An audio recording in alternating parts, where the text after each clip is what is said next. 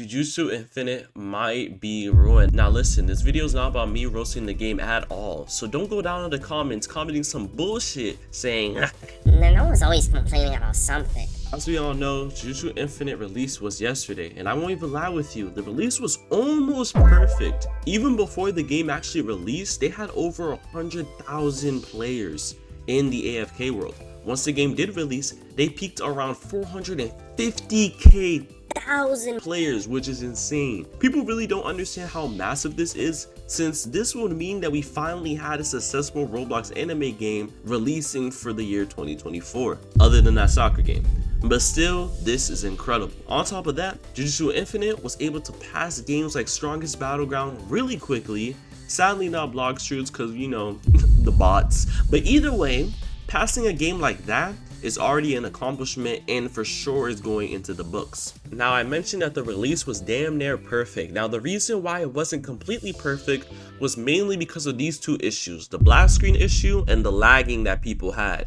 I didn't experience any of these issues, but I know a lot of people were complaining about it, even using this for a reason to hate the game. It's like, bro, to be honest with you, I didn't even think this was their fault. It was most likely Roblox to end, because obviously you're seeing a lot of people join the game all at once, hence the reason that something might happen. Now, for the main topic of this video, how might they be cooked? If we look back at some games that released in 2024, we see a list of shitty ass games, I won't even lie with you. But something all these games had in common was updates. Well, some of them couldn't even release, but hey, we're not gonna talk about that. I honestly don't know why majority of these Roblox games that make millions of dollars or thousands of dollars always like to update once a fucking year. It's like, are you scared of money? Because if you update more, well, pause. Let me not even say if you update more. If you update good quality updates each and every time, you will see the success of your game and you will see your game continue to keep elevating itself. I find it stupid since with all the money they're getting, you can get more developers, you can think of more ideas, hence updating the game a lot more faster. Another thing that needs to be focused on is the community itself. Talking to the community or taking ideas from the community is a good way for the developers to show that they actually care for the game. Just talking to them is good enough.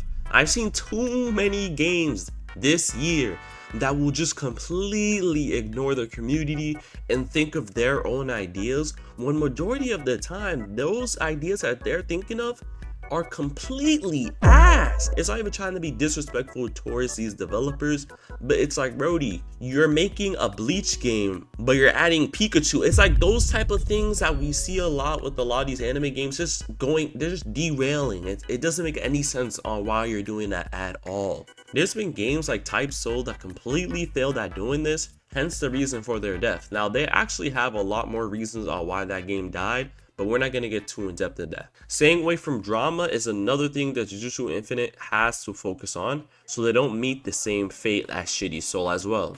On top of that, codes are very important. A lot of people overlook it, but you want to make sure you're not dropping too much code, but at least a decent amount so people have good attempts in getting what they want. Now, I would admit, Jujutsu Infinite game passes are really not that expensive. In my opinion, they're pretty affordable, but they do have some game passes that are on the pricier side, hence the reason for their importance, like the heavily restrictions or the 2x cash. Now, you just have to make sure that you're utilizing codes in a way that benefits players, that at the same time doesn't overload the game so everyone's walking around with broken shit. Again, Shitty Soul did this horribly, and a lot of other games did this bad too, hence the reason for their fallout.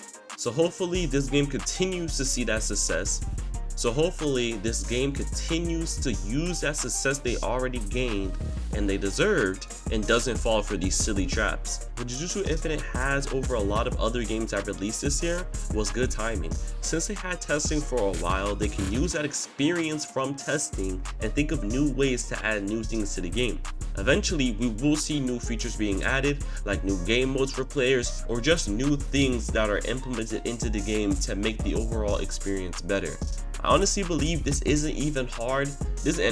I honestly believe this isn't even hard, and this is coming from someone who isn't even a developer. I'm literally just a consumer. I'm just playing these games, having fun. I can honestly tell that it can get hard sometimes, but with the amount of money that games like Jujutsu Infinite has already collected, I can honestly tell that it can be hard sometimes, but with the amount of money that Jujutsu Infinite has collected, that should only motivate them to do more and not leave the game in ruins influenced by their own egos. They've already promised an update soon, so continuing that same thing with the hype they already have is already a great start. So yeah.